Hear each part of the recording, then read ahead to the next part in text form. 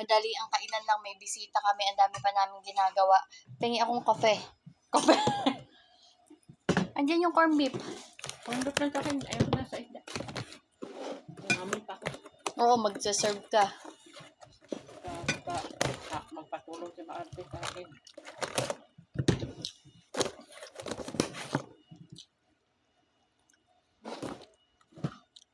Siyempre, hindi na ako nakapagluto. Magugulay na maisa na ako kaso wala na. Gumawa pa akong pizza, gumawa sa satar. Bisita ngayon, bisita bukas. May bisita bukas, asawa naman niya.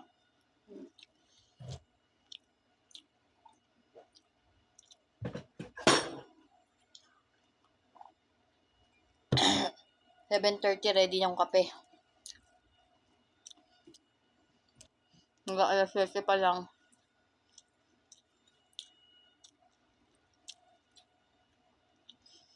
Patuloy ko isang lamesa. Ang problema kasi niya, yun yung maliit.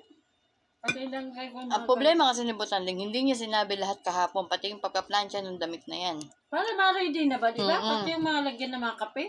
Kung sinabi niya sa atin kahapon, tapos na lahat yan. Wala, time kasi eh. Bigla na bigla magbisita.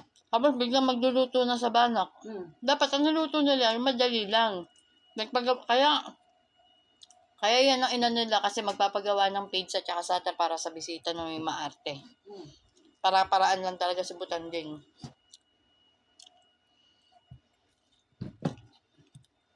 Isa naman, wala man lang ano. Kaya napagsabihan ko talaga kanina.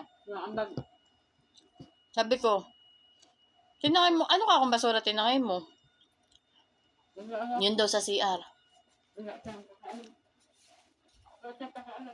Yun daw sa kusina. Sabi ko, dapat ka ako ang tinangay mo yung basura sa CR para ka ako hindi na mga amoy doon, nasaglit na lang linisin.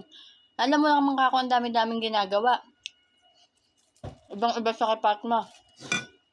Si Fatma, pagka nakita mong gano'n, talagang... Alam niyang dito ako naka-affect. Tingnan mo, hindi man niya kahit inayos yung mga basilin, mga ano. O, dapat yun, nakabalik yun kasi siya gumamit nun.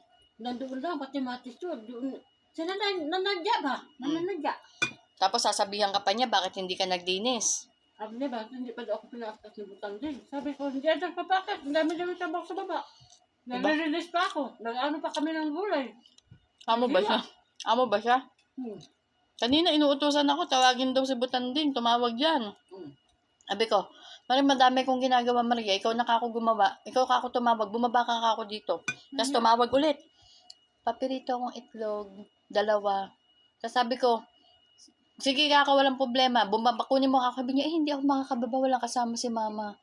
Gusto ko sabihin, umaalis ka nga niyo walang kasama, umaakyat ka sa pinakataas eh.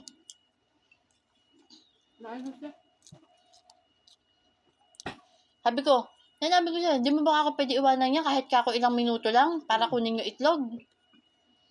Pakadami kako namin ginagawa. Hindi ko na alam na saan tayo lugar. Ay, kanina, sagot ko si Master. Sabi ko, hindi pa ako tapos, nagsayo pa ako. Tama. Iwanan ko yun, sabi ko, masunog yun. Kasi nagawa ng ano? Nung mag-ayos doon. O, si Butanding, sinagot ko din kanina. Sabi niya. Sabi ni Butanding sa akin, anong problema? Sabi ko yung kanin. Oo, tama. Tapos talaga ako. Sabi niya sa akin kanina, kailangan ka namin dito. Hindi mo kailangan niyang magluto ng... Kung di ako nagluto, wala. Wala. Hindi mo pa kailangan lutuin yan. Maaga pa po, ina ng alas 2 na. Kaya sinagot ko siya, sabi ko, hindi mo naman ako sinabi nga ayusin yan. Amen. Dapat kako, sinabi mong mag-aayos niyan. Para kako inayos ko. Ano, hindi mo sinabi. Lagay mo lang dyan, baka magkain mo isa. Ako tapos na, mag-ano ko ng... Handa pa ako niyan, no? Ng mga baso. Madali ang kainan lang to. Bye.